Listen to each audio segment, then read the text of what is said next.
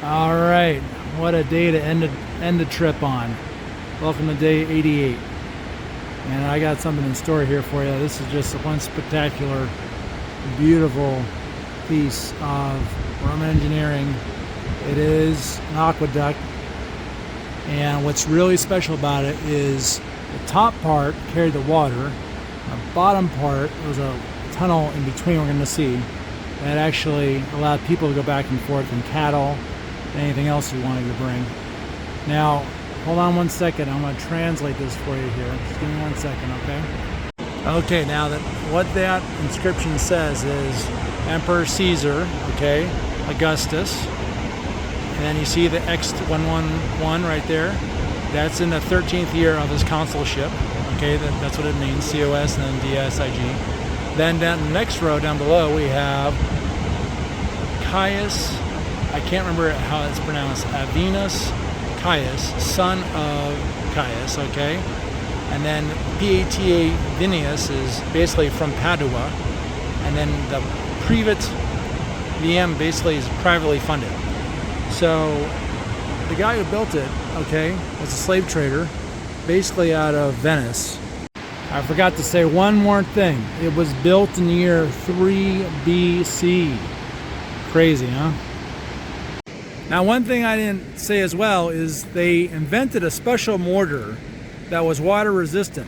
So the water would flow across this up on top here to wherever they were transporting, probably to Aosta, which is the biggest town city nearby, and it has the Roman city there. But other than that, I don't know where the water is going to, at least not yet. But it's still quite an amazing engineering feat. All right, we're about to go in. This is the eastern entrance.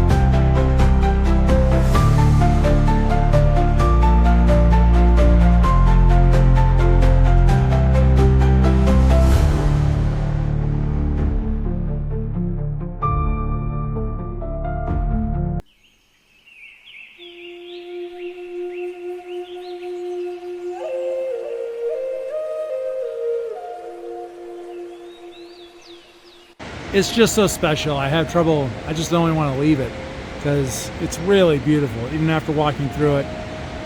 Just so special.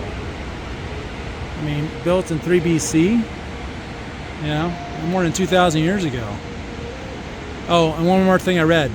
The wood that was installed in it was felled anywhere from 60 BC to 60 AD. Incredible, huh? So this is the village next to the bridge, which is really spectacular as well. Just a great example of the Alpine area. And I mean, but this house right here is just so gorgeous, especially with all the flowers in bloom. I mean, that's like 3 stories of stone, and just beautiful. As we walk up to it, I want to show you the sundial. This is very common around here. They put on these sundials, but I particularly like this one because it's got sort of like a sun and moon motif going on.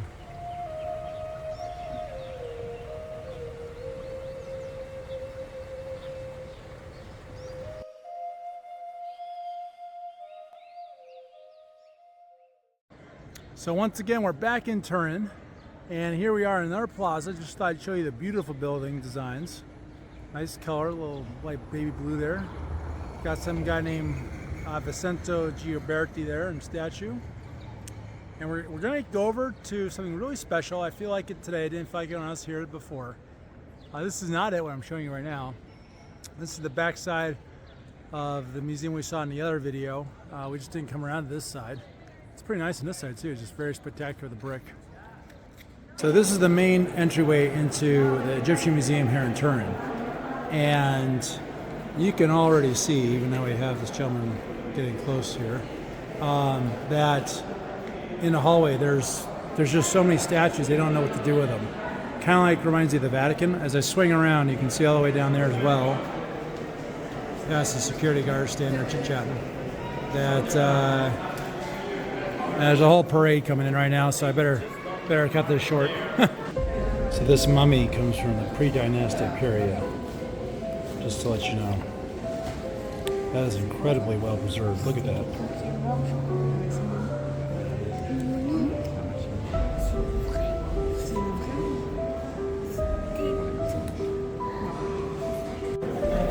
So this is a proto-dynastic burial. Basically, if you were not of means, this is how you went.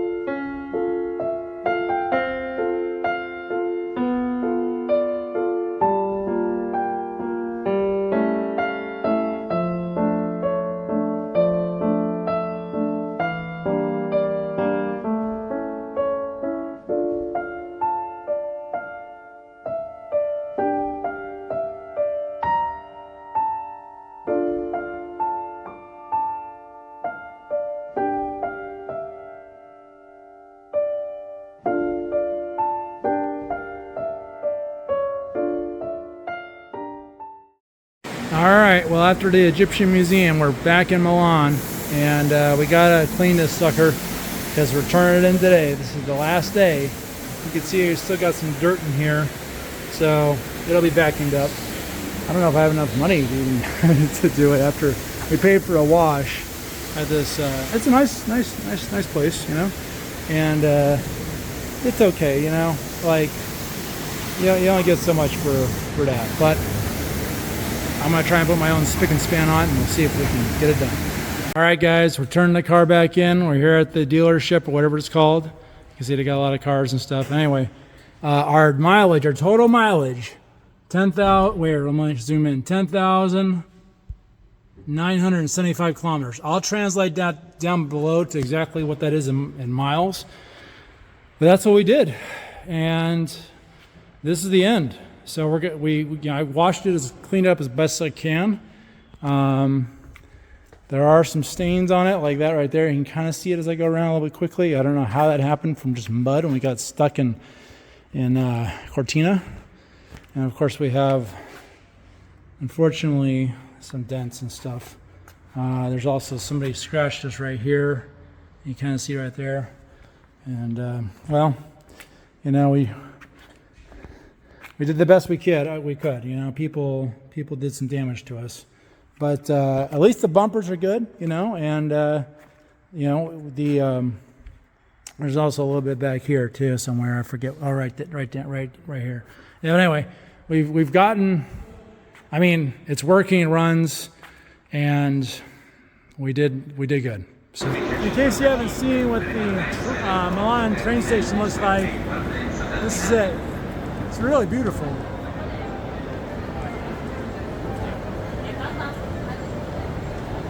Kind of an Art Deco design as well. Now we're going down in here in the metro, and hopefully we'll find our way. We should. It's not that hard. And so once again, just showing the beautiful architecture of the train station.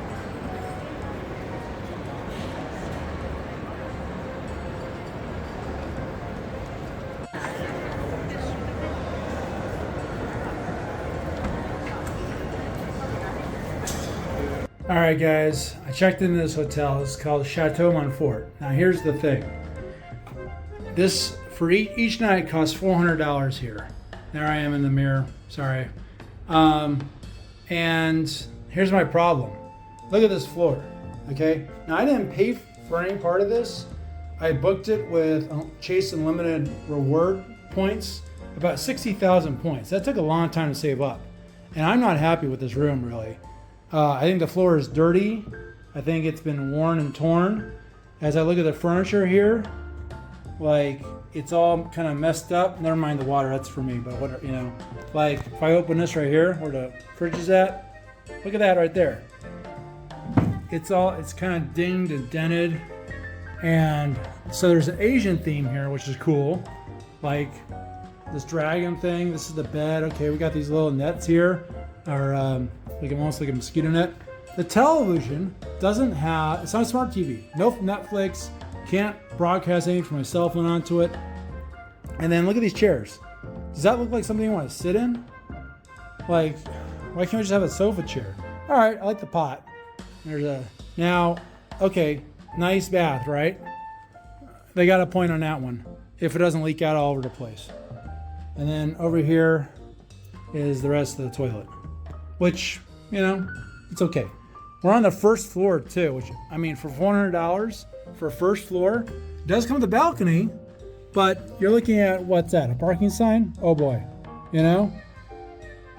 So, I mean, the view is construction right now. That's not their fault, but, you know, I'm not happy about that. And then there was a homeless shelter down the street, like a free food kitchen. And it's just not big. Like, this is an executive suite, okay? The Chateau Monfort, that's the name of it. It was built in 2011, so it's not exactly old. So we have a very elegant stairway, which is very nice.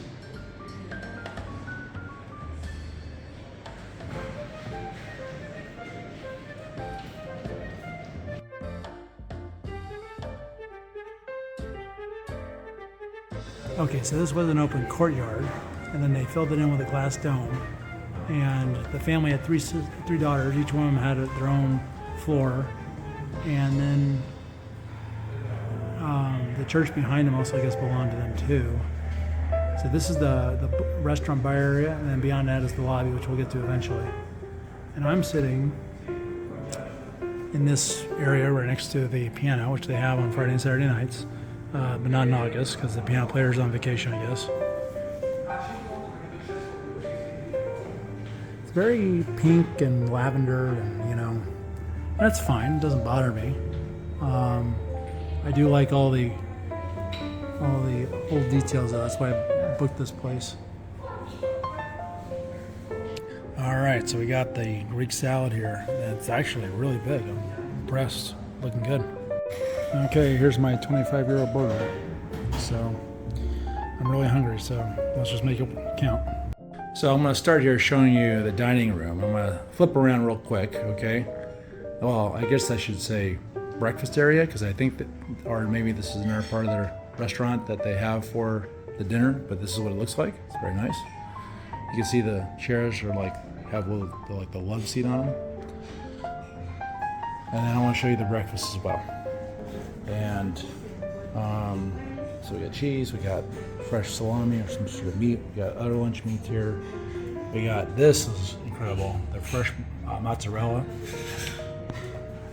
Different cheeses, but this is the real standout. What I saw when I first came in, the honeycomb. Do you understand how expensive that is? Super expensive to have that, especially for breakfast. Jeez Louise! And then look at this right here: pistachio, cream of pistachio, fruits, dried fruits, and then over here, all kinds of different bread. Now this breakfast is going to cost 30 euros. Okay, that's like $33. Put it that way. So, but you know what? You only live once, right? Now over here, I have a bunch of dessert items. I don't know what that is. That looks really good. Let's see, our homemade chocolate and vanilla donut. I think that's what they're saying. That's what that is. Now the only problem is this is my only day I'm going to be able to do this, because tomorrow I got to leave really early for the airport. At least I think I do. Now I'm trying to avoid the other people here. Over here, water and fresh juices. Nice. So I'm starting with the eggs, and I got one of each of those for now. Okay, this is the one that was the donut thing that was in the glass, and then I got a bunch of fruit, and I put some of the honeycomb on it because couldn't resist that. So now these eggs I'm not too sure about. They look a little too mushy, but we'll find out. So the eggs are actually really good. I'm gonna go back for seconds. The little puff pastry thing, that's I forget the name of it, but it's a typical Italian. It was good. It's good, and the fruit's obviously amazing as well. So on the second plate here, I went for more eggs. I got the buffalo mozzarella. I cut it in half so you can see the inside there. Look at this cherry. Look how big that is. Looks amazing. Anyway, I also got some dried pineapple and peach. So give that a shot, and then we have this. I think it's Edamame kind of cheese, and then they said the name of this. I don't remember what it was. I never heard of it before. And this one as well. It looks like feta, but it's not. So we're gonna give those a shot as well.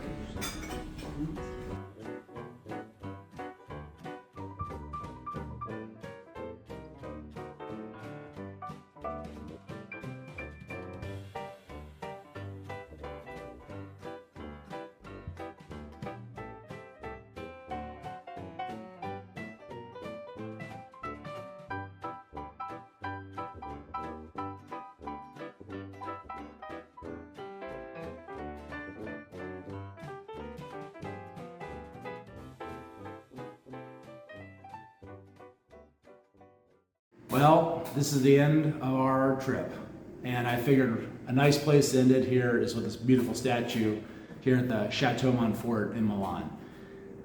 This is actually the beginning of day 89, but I am cutting it off here because I'm gonna be in transit the whole day. I gotta take a metro, to a train, and then 2 different airplanes and 3 airports.